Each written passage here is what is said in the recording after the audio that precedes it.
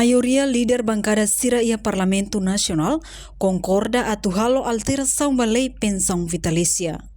Presidente Parlamento Nacional Maria Fernanda Lai Hateteng, líder bancada Sira quase aceita roto atu halo alteração da lei pensão mensão vitalícia, nebe cleur ona sai preocupação público.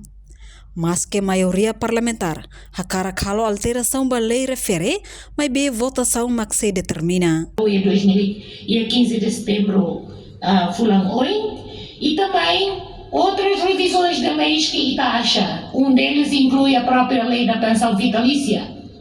Hau hakarare, Ita auto ine de pensão com auto, mas Ita auto tau ano yang moto.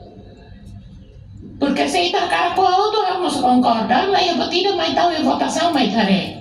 Mas lá bem ideia nada baninia, halo comentários em rádio e televisão. Também antena.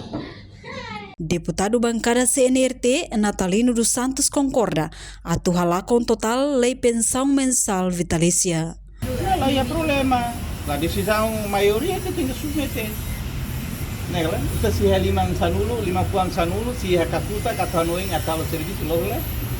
Também dene bahau lá ya problema ida quando a revisão be atu halo be será halo tia bolu dia revogação dia lá é problema ia lei ia constituição ia lei ne be garante ema direito los lá nele lá é problema agora é kata que me preocupa ali o pensão vitalícia mas imi lá ali sus barake boa vida do que pensão vitalícia. Antes bancada oposição Fretalim PLP Hokunto apresenta ona sernya posição. Hakara halo alteração da lei pensão mensal vitalícia, no oposição mosusu vontade bancada CNRT HOPD, no dar maioria parlamentar. Reportagem Melda Fátima, Televisão Timor Post. Janela informação ba emogoto.